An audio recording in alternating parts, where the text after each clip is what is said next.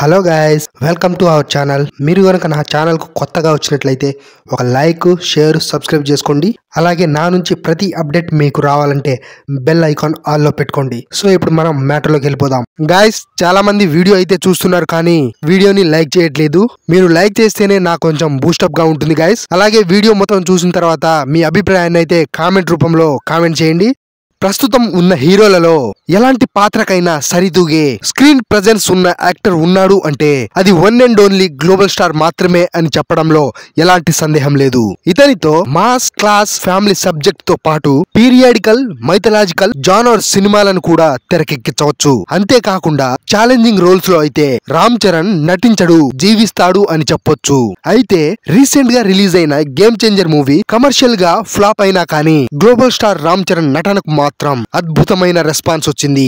ఆయన కష్టాన్ని సరిగా వాడుకోలేకపోయారు అన్న వాదన కూడా వినిపించింది. అయితే ప్రస్తుతం గ్లోబల్ స్టార్ రామ్ చరణ్ బుచ్చిబాబుతో RC16 అనే మూవీని చేస్తున్న సంగతి మనందరికి తెలిసిందే.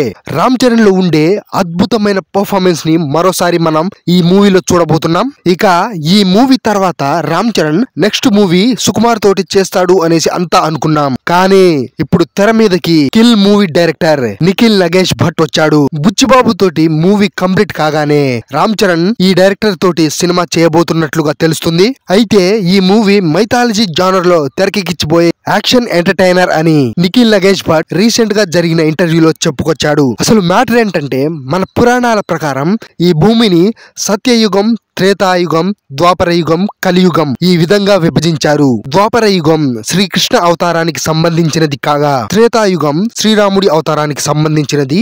ఇక కలియుగం శ్రీ మహావిష్ణు చివరి అవతారమైన కల్కి అవతారానికి సంబంధించినది. ఇవన్నీ మనకు తెలిసిందే.